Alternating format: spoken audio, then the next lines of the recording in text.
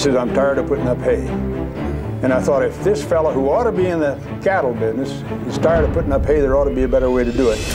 And that's how it started. A farmer in Iowa, always looking for a better way to get things done. Gary really had a strong competitive desire to be able to prove that things could be done uniquely different than how anybody else had thought about them.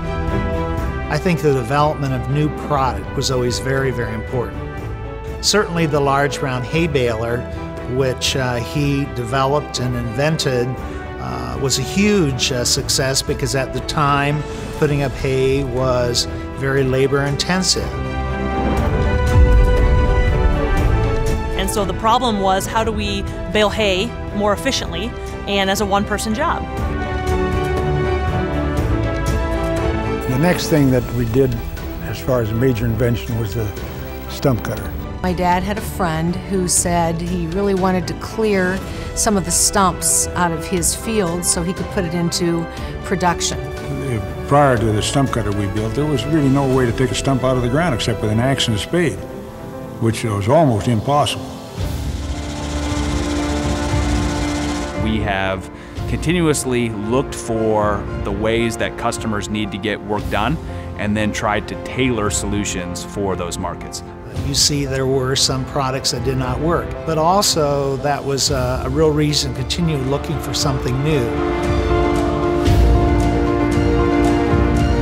The history of our underground and specialty excavation markets can trace their roots back to PTO tiling trenchers for low-lying farm fields.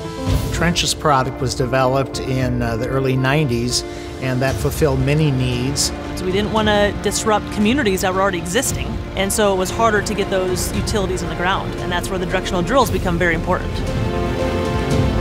I love the markets that we serve. We serve markets that do good work for the world, that make the world a better place. We have already a lot of products that we provide, again, to solve a problem.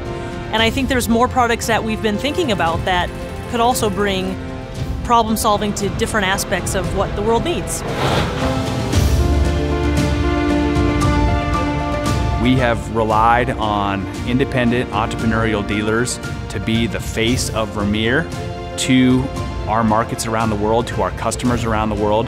We've been doing that since the early 1950s. The history of both of our dealer networks on the agricultural 4-H solutions side of the business as well as the industrial is really one to write a story about. Their passion and connection to the marketplace is at a level that nobody else in our industry is able to match. And each culture is different, so we have to have people that are hired in expertise in our products and our support, whether it be manufacturing, sales, service, specifically for those countries and those cultures.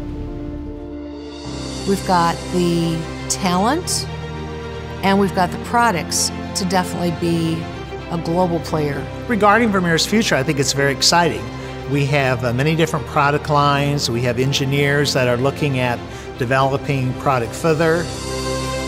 But that's been the history of Vermeer, is looking for needs and figuring out, okay, how can we at Vermeer help solve that need? I really believe Vermeer's best days are still ahead of us. When you think of our culture of really wanting to grow and solving problems that are in the world, the markets and the ideas we have are fantastic. When I think about the story of Vermeer, I really think about the people who built this company. And I feel like today we're standing on the shoulders of giants.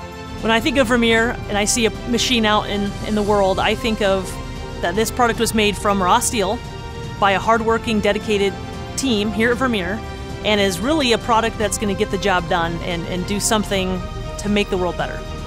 We will continue to leverage our greatest core competency, and that is developing innovative, high-quality products for our customers and niche markets. And we intend to be there with the right solutions to make the world a better place because of the work they do with Vermeer equipment.